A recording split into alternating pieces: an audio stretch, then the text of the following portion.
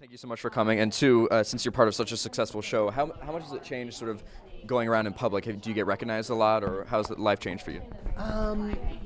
The TSA and Homeland Security folks seem to watch Scandal, in droves, and it's kind of a funny thing that happens. Sometimes you're given nice love no matter what, and recognition. Sometimes it kind of whisks you through the lines, and at other times it's like, oh, you watch the plane go, because they're pumping you for information about the next episode. Yeah.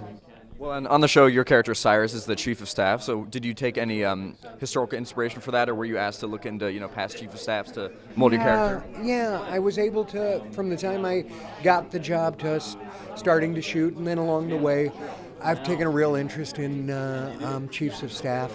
The Pew Charitable Trust, besides being able to meet a couple of real-life living chiefs of staff and pick their brains, the Pew Charitable Trust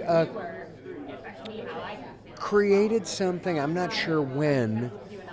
God, and I used to know its actual title. It was basically for the changing of the guard in administrations, which, as we know, will happen every 4 to 8 years, and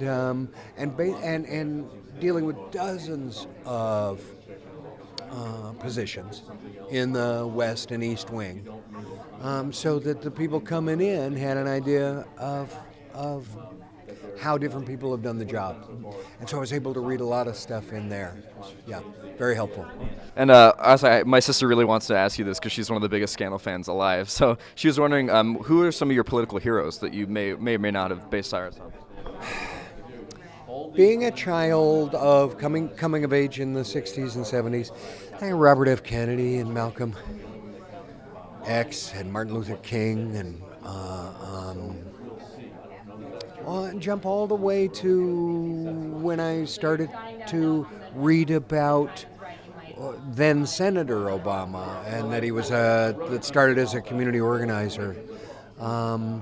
Cesar Chavez, the migrant workers activist.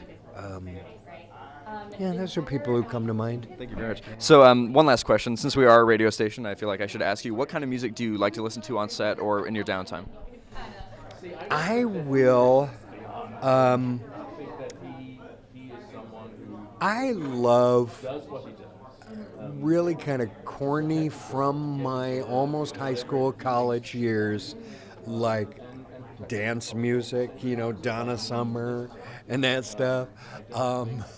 I like jazz. I like, but yeah, very often it's what I'd call AM car music. Yeah, is what I dig.